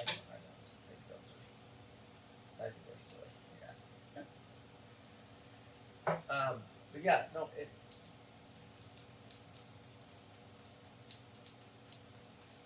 You're right. No, it's leaking. Leak. Yeah, no, it's dripping from the ceiling onto my chair. Oh, weird. That's not good. Huh. Means you have a leak in your roof. Yeah, I guess so. And on that terrible disappointment, okay. I'm interested to see. This is how we do in Culture Beast. We persevere for you. That's weird. Yeah, it's not weird. It's a leak. Well, it's weird because I've never had that happen. Well, snow is melting on it. It's also. That's what alerted me to it, was the crackling. Huh. And I looked down and I just see this. Maybe we'll turn that on. What, the leak? No, the fireplace. Oh, it's just going on the glass. It's not dripping on. Oh, okay. It's just. Weird. His fuse here. Yeah. Huh. We might. I think we found our summer project. Yeah. We're gonna re-roof this thing. Interesting. Huh. Interesting. Well, if we re-roof it, we can really re-insulate it. Yeah, that's true. So I'm interested. I think you're onto something here, and we could go down this rabbit hole for a whole episode about all these changes that can make. But I think we should stay there for now and just say I think that's a good assumption, a good. And we have enough motorsport knowledge and car knowledge between us that I'm not trying to toot our horn here in Culture Beast, but we have been right about some shit. Yeah. And it was pure at the time, pure speculation. Right. Right. But seeing design trends and history and what have you. Oh, we're both students of trends, especially with cars. Right. Right. I think. Okay. So can I just put one more caveat? Yeah. Can cars look better being redesigned? Absolutely. You know. And I hope somebody goes, you know what? Let's make some cool Hot Wheels looking ones. Right. But I mean, like redesigning how the car looks, can it look better? I foresee bubbles being like gondolas, all glass, by themselves. Yeah. Like a bubble. Sure. But like, how do you design something that looks, has Mercedes? Here's a I'm going off of this, but I foresee, our public transportation is a problem. We're looking at airlines going into hydrogen. We're looking at supersonic airlines right around the corner. Right. And I you know how I feel about British engineering. Yes. I'm a fan. Right. And if you think about it, yes, some of their cars don't work very well because Most of them. Okay. And a lot of them, I've talked about how British Leyland's motto was that'll do. Mm-hmm. But British engineering gave us some of the grades. Oh yeah, absolutely. And the Concorde in the '80s Mm-hmm. was a supersonic passenger jet. You could get from London to New York in 3 hours. Was it safe? And it was originally eventually decommissioned. But now with the safety, they're in the next 5 years we're going to have supersonic jets. Right. Passenger jets. We have supersonic jets. The military just hogs them all. Sure. And they're not very user friendly. They have a lot of buttons and stuff. Right. A lot of switches.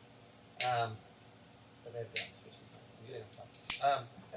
But I wonder, with all these satellites being lower and lower in orbit, and we have a lot up there, and Starlink is low orbit satellite system, satellite internet, and everything. The skies are getting crowded. Yeah. What if you could pay $350, $400 round ticket, Mm-hmm. or one-way ticket, and go from New York to London in a submarine? In a submarine? That's I not thought possible. about this a lot. How's that possible? It is possible. What do you mean? Well, nuclear subs do all the time. They just like go around Mexico? New York Yes. to London? Oh, New York. I thought you said New York to LA. I might have. I meant London. Because I was thinking like, that's a continent, dude. Well, what I'm saying is, nuclear powered subs have to have their batteries recharged every couple of months. And they can be underwater for months at a time. And it's a nuclear reactor. Yeah. And I am a proponent of nuclear energy, and people think I've just asked you this all way too much. I'm a proponent of nuclear energy. Right. Because here's the thing, people are like, it's unsafe. Yes, Chernobyl. Yes, Fukushima. Accidents happen. Right. Okay? But subs, nuclear submarines, if they pose such a risk, we wouldn't use them. That's true. And it's it's cleaner energy. Right. No, I totally And agree. if we could harness, I mean, I would take a passenger sub. Yeah. Apparently, Bill Gates is working really hard on developing like a more efficient harness way of using nuclear energy. Yeah, because and here's the thing: half of the world thinks Bill Gates is the Antichrist and he's working on all this shit to undermine. You know, they say that the vaccines in our body now from this COVID thing are tracking devices. Newsflash: they've been tracking us for years. Yeah. They have one right here. Yeah. It listens to me. And if you're I worried- talk about kitchen knives and bed frames, and it shows me just ads. Yes. And then I bought knives. Damn it, it Right. works. They've been tracking us for a long time. Right. They don't need to track you again. Right. But I'm not getting political. What I'm saying is that we have these really intelligent people who are controversial because they're pushing the boundaries. Nikola Tesla. Yeah. Galileo was Right. killed by the church because he was controversial. And now his word is law when it comes to the stars. Right. Copernicus said the earth is not the center of the galaxy, the universe. Mm-hmm. And he was persecuted for it. Right. Right. Yeah. I think I think nuclear energy is well on the table. I think we have a lot of things in place to make it safer. Yeah. I would also be willing to say that I think it is a cleaner energy source than wind Oh yeah. Absolutely. and solar. Oh, of course. Because I mean, like the wind farm out towards. Have you ever looked up wind farms? Yeah. The ecosystems that are destroyed, Mm-hmm. the amount of petroleum products that are used to power it, to Yeah, and when those things break, they just break. Like you can't break them down any further. You know, like you replace a propeller, like it's just there. You know, like it's and not solar, is not solar's works, but it's not efficient. Mm-hmm. Those panels chip, they break. In places they where do the have sun sun. is always out, like Right. the desert, you've got sandstorms. You've got, In things- England, there's no sun for weeks. yeah, for Pacific Seattle, Northwest. yeah, no sun for weeks. Right. Nuclear energy is a clean way to go. Absolutely. And if we apply that, I don't see a nuclear powered car because people are idiots. Yeah. But if you do nuclear powered passenger stuff, things like that, but in this day and age, and this is something I just thought of, what's that gonna tie down? Things like that. Sure. Yeah. Anything's a weapon. Yeah, you think about that too. But a nuclear, and Elon Musk is, his, I call him the refrigerator, but it's a generator that looks like a refrigerator. And it can, there's a video out there of him giving a tour of this plant to Leonardo DiCaprio. Leonardo DiCaprio has invested tens and tens and tens and tens and tens of millions of dollars into climate Oh, really? change. He's one of the biggest celebrity proponents of it. Hmm. About we need to take care of, and he actually has invested in Tesla heavy.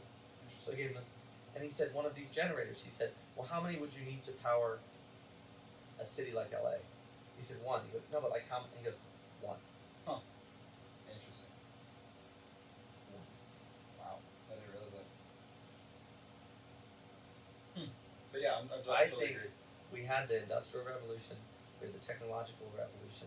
Now we're gonna have an energy revolution. Oh yeah, so It I has mean, to come. in relevance to like what's going on in the world, we get most of our gas from Russia And Yeah. Ukraine. and Ukraine.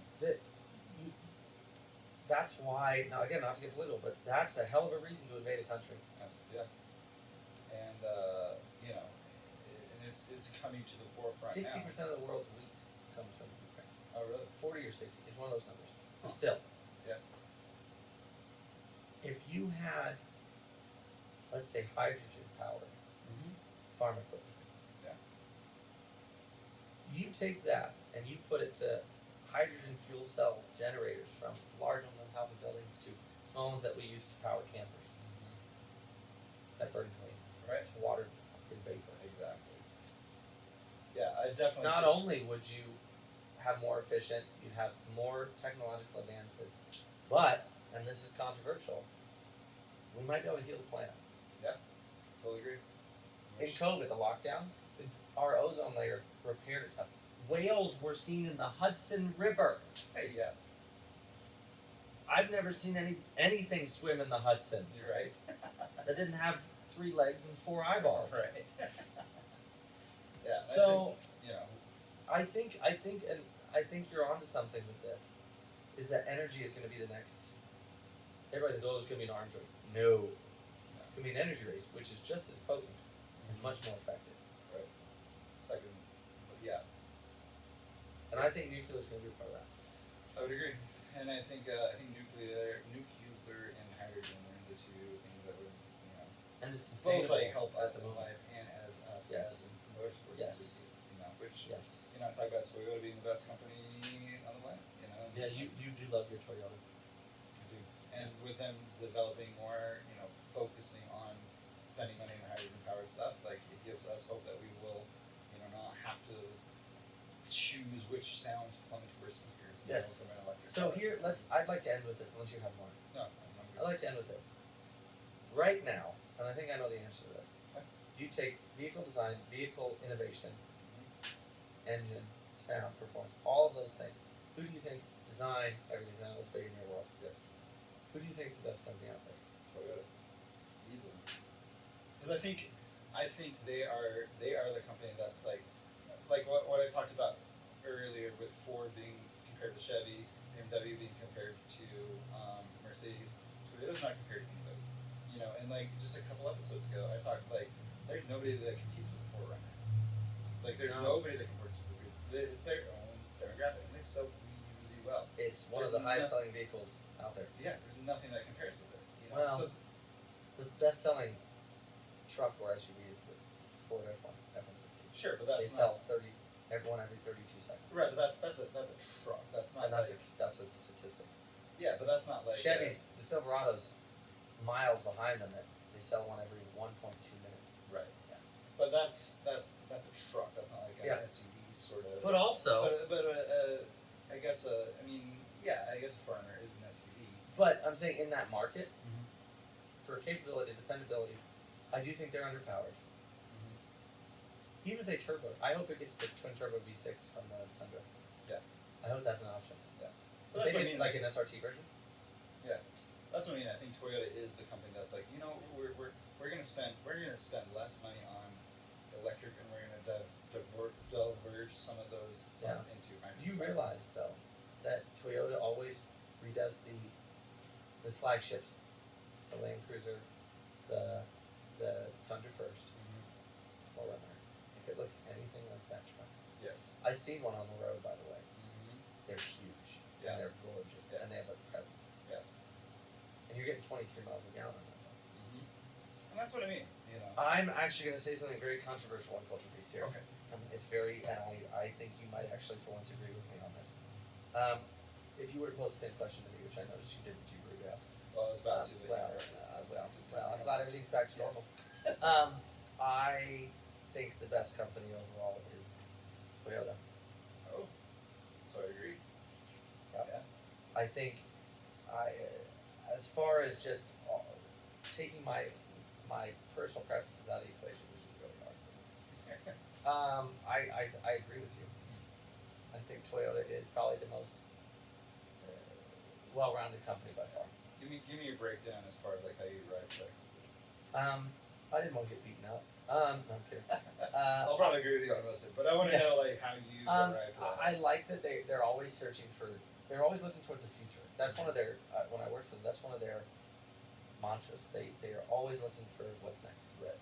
And they're also a really good example of if something works, they leave it alone. Right.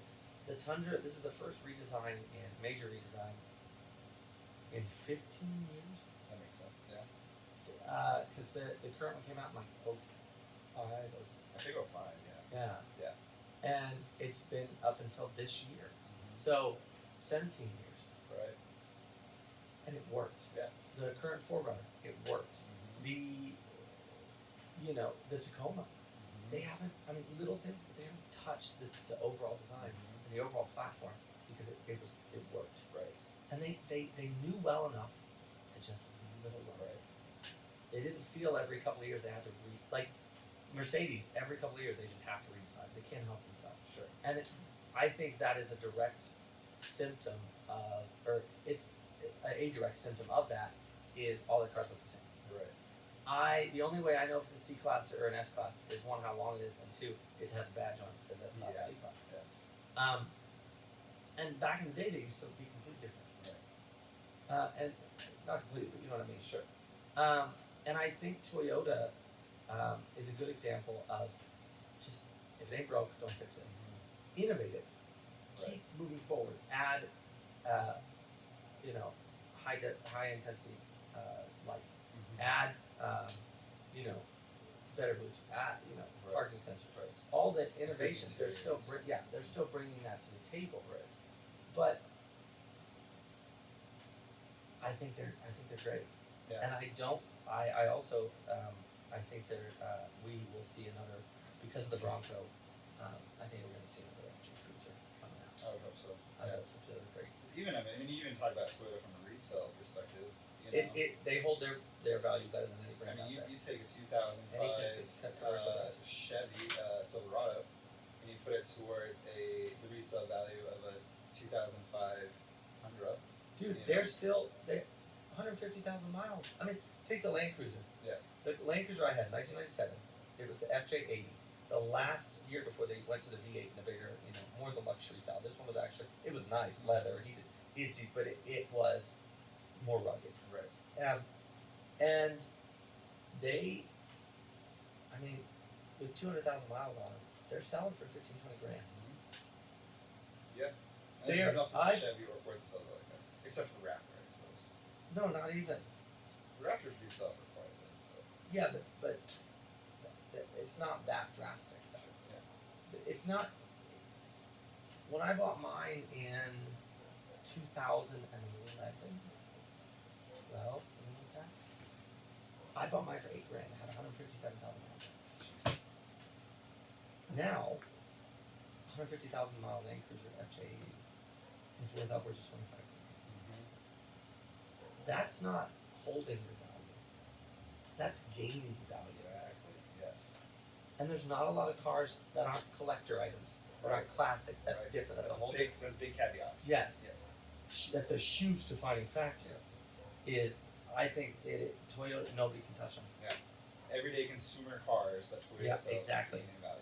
And, they have more cars running at 200,000, 300,000 miles than most. Volvo's up there as well, believe me. Yeah. Because they build strong engines.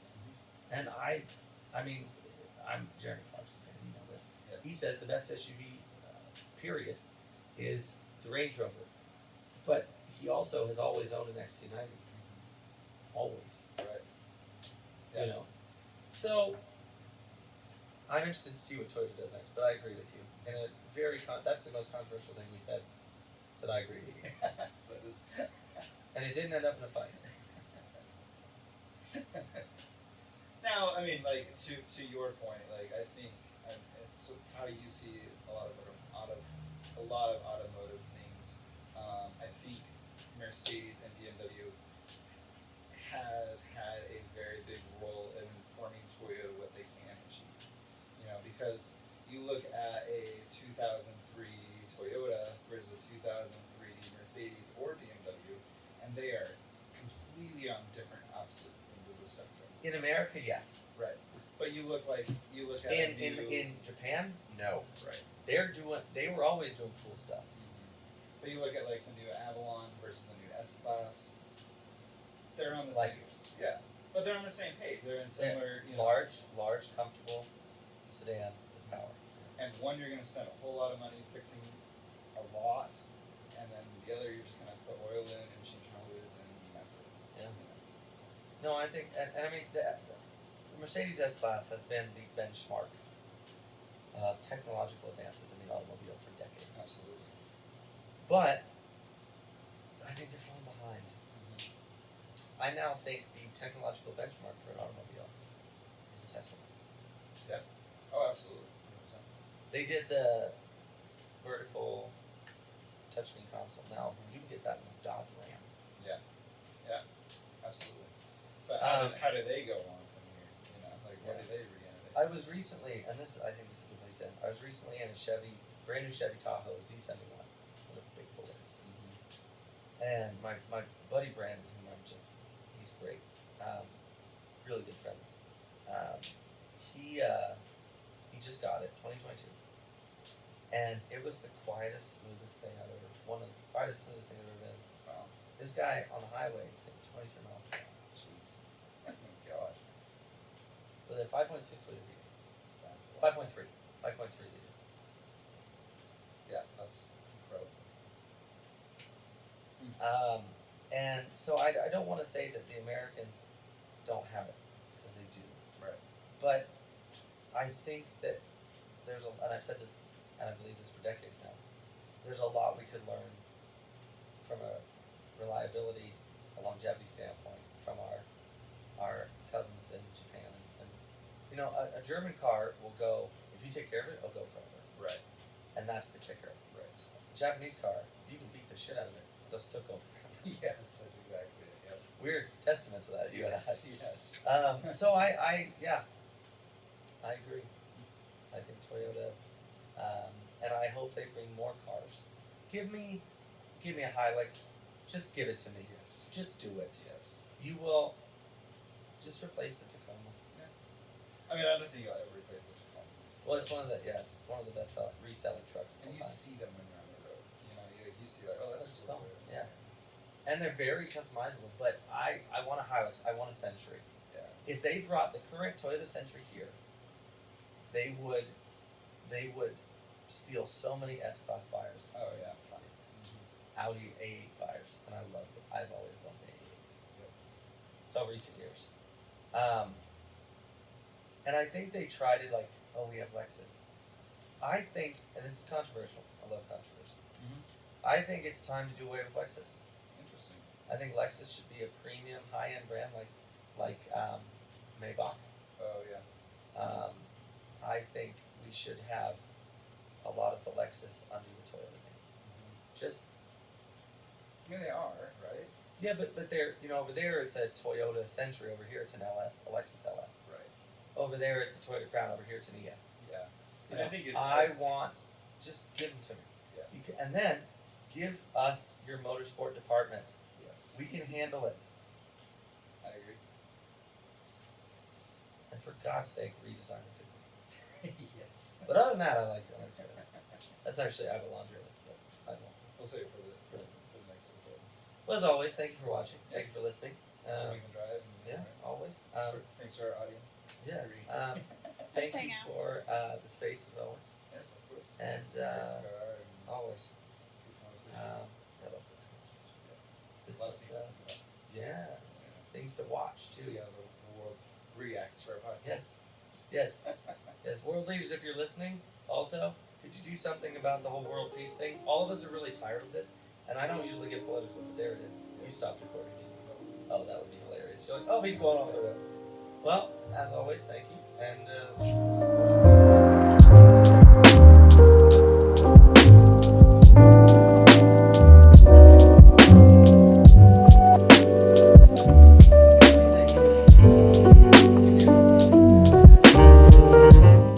I like how you made the roof leak. Huh? So I like how you made the roof leak. Oh, It's yeah. not anymore, but it was. That might be a summer project, dude. I'll help you with it. Pops will come up and help too. I'm sure there's. Well, what probably needs to happen is it needs to be re-roofed totally. So I mean, all the subroof OSB needs to be replaced. I don't know if there's OSB up there. It doesn't look like it. No. If there is, It's I would put some, and then I would take all this, and I would do it this way, because that's spaced for insulation, and they did it this way, which is very strange. Well, they ran the insulation from one side. I know that's what I'm saying, but usually it's this way. Yeah. It's in the rafters, because there's a subfloor, and a subfloor, you put subfloor, ice and water sheeting down, and the roof and the rafters. You won't have this for 30, 40 years. So. And it'll just happen if something curls up. Also, if you want to do it cheap, and this is just off the record, obviously, if you want to do it cheaply, we should put a metal roof on this thing. There's metal roof on it. We should put a metal roof. Yeah. That's what it is. It's just a seam is warped. That could be when the nails came out too. Yeah. But I mean, that could be something you talk to the landlord. Say, hey, you buy the stuff, we'll do it. Take it off your rent for a month or two, Yeah, that'd be nice. and then, that's also car money, on debt money. Yeah. But if you approach them and they say yes, I'll help you do it. That'd be nice. I've roofed metal roofing actually really? quite a bit. And my dad has too. Sweet. Yeah, that was the first time I ever fell off a roof. First and only time. I was carrying metal sheeting in Great Falls, helping a friend of mine roof, and it was a windy day, and so I was going with the wind, and somebody called my name, and I turned, and I just sailed off the roof. And it was all first. It was one of the first days I was roofing with them, and they all ran over and looked down, and I crawled out from under the metal sheet, got my car, and went up, and drove away. He called me and said, "What are you doing?" I said, "Quit." Bullshit. That's not the deal. But yeah, I would help you do that. That'd be amazing.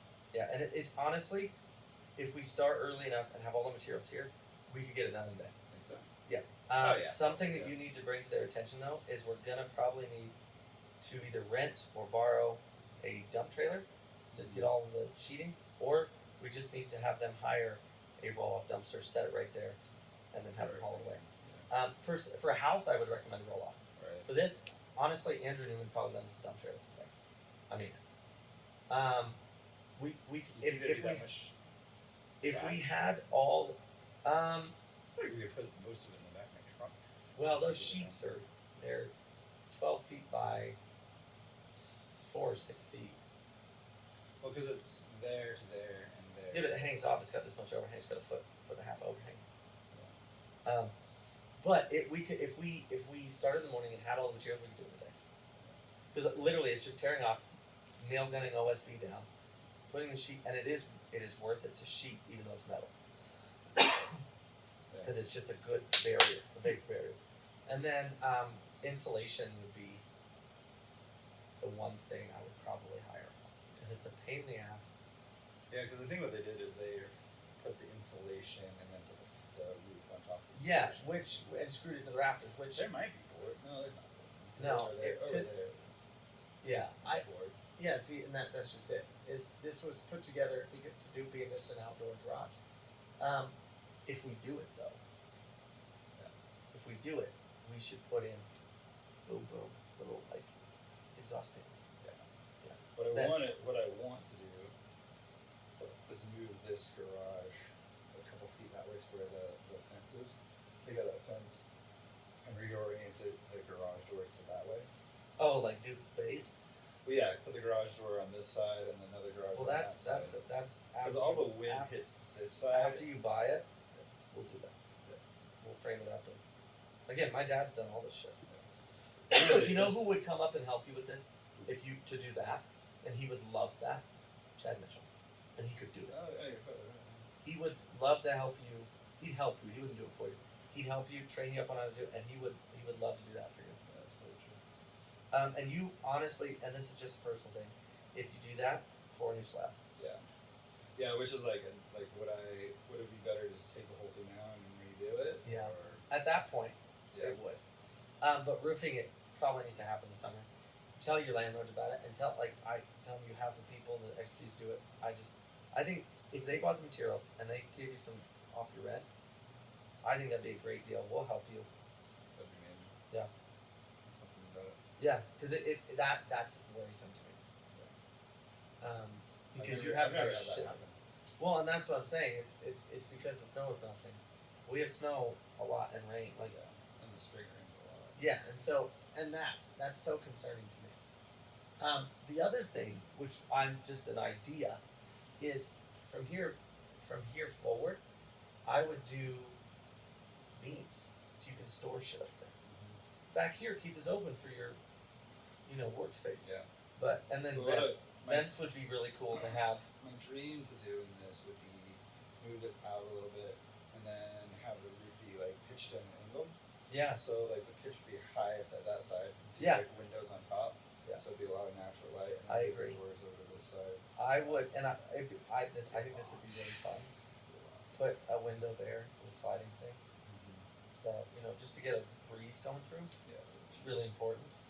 But yeah, I think, and I mean, just looking at it, it's also one of those things that it's gonna need to be rewired anyway. Yeah. It's gonna need to be reinforced soon. It's old. And so yeah, I think that would be a cool project once you buy it. But ask them about the roof, because I'll come. My dad would come. That'd be amazing. And we could stay at Lauren. She wouldn't mind. Yeah. Yeah, that'd We be could great. get it done in a day with 3 or 4 of us. And I know Josiah Buell, my old roommate, he'd come and help. That'd be and that's what he does now. He's a contractor foreman. Oh, really? So, and he's just, guy just knows things. So, Yeah, I mean, we really get is. 4 of us. We can do it in a day. I'll ask him. Yeah. And it'd be something you wouldn't have to move anything in here because we'll literally be working on the other side of the rafters. Right. It's not like this is a show. No, but I'm saying we wouldn't have to. Yeah. Because then we're just closing it in with OSB. Right. And then, at that point, should you decide to push that out, we can unscrew the roof. Yeah. Use the same paneling. And the same insulation if we build these slabs. I mean, you could reuse a lot of. I always look for that. Now, that's something I learned at Newman. Is okay. What do we not have to move? What do we not have to throw away? Yeah, and that's what I've been thinking, like how I would redesign this with as cheap as possible. You should start working on that on paper. Sketch it out. Yeah. Dimensions. Like come out here with a yardstick, or a tape. I guess we use tape measures now, but sketch it out. Yeah. Because then, and here's the thing: when you go to buy it, if you show like these are the things I want to do, that's why I want to buy it, and you've got an income property. Right. But I mean, if you did that with your landlords, they would probably, because I just from what you told me and what I've witnessed, they love that you're pouring into this Oh, yeah. property. So That's that's what no. yeah. I mean, seriously, they're like, "Why? Hey, we'd really like you to buy this."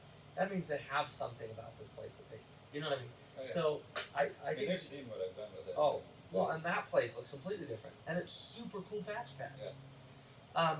But my point is that it would not be as hard as you probably think it would be. Yeah. The hardest part would be the slab, because they're gonna concrete this up and pour a new one, and I've got a guy who would do it on the cheap for you, the concrete. Yeah, and I don't know if they built on top of this. No, or they have. It's if it were flat, it's not flat. Right. They'd have to. They probably. I'm not a concrete guy, but they would probably have to, because this to me says that the foundation settled wrong. I don't think it's a foundation. It's probably just on gravel. Well, that's what I'm saying. Well, that's the foundation Right. under this Right. is pea gravel, then rock, then dirt. Right. And pea and gravel don't settle. The dirt settles. Right. And I mean, there's whole houses. My parents' really good friends in Great Falls above us on the hill had a house built, and the whole house there were cracks in it because it settled wrong, and they won a lawsuit. Yeah. The house was demolished Mm-hmm. because it's not usable. But yeah, There's a lot. and if you design it like that, you have a lot of storage. But it would be, you could build in toolboxes and cabinets, and the property of the house would jump 30, 40 grand. Oh yeah. Have a working shop. Mm-hmm. You could put this in a more ideal location, and pipe it up. I would just do foot pipe, gas in the air. Yeah, I would. But I also think if you did that, this is just an idea. Uh-huh. It maybe it'd be cool to have. I don't know how much of it, but it'd be cool to maybe build like a loft for this hangout and movies and stuff like that. But I think when we pipe this, if we do this roof, I'm all over the place because my brain's going. But if we pipe in like a bathroom exhaust fan or two for smoke, or even just vents, Yeah. it'll breathe better. It'll and it does a lot with, because things flux with heat and cold, and that might have something to do with it. Yeah. But not having an escape route. And the other thing, if we do that, you should also talk to them about maybe a new door. Well, that's what I'm saying is like put the garage doors on. This. No, I'm saying when we do the roof. Right. Well, I guess it doesn't matter if you're gonna redo it, but Yeah. So But- if you're gonna redo the roof, you might as well do this as well, reframe the outside. But there is that power pole. I'm not. If they agree to your new design, say, hey, I've got guys that can do all the work. We just need a materials block. You might be able to get away with not repouring the surface. Oh, it need to be reported for sure. I mean, like right away. I mean, you gotta do it right away. Yeah, and that's the caveat is if it's built on the concrete or if it was built and then concrete poured inside. It's a big difference. Yes. Which I think it's the latter. Anyways, I'm sure you're cold. I'm always cold though. But I have him. He's my heater. Well, he's always cold too, so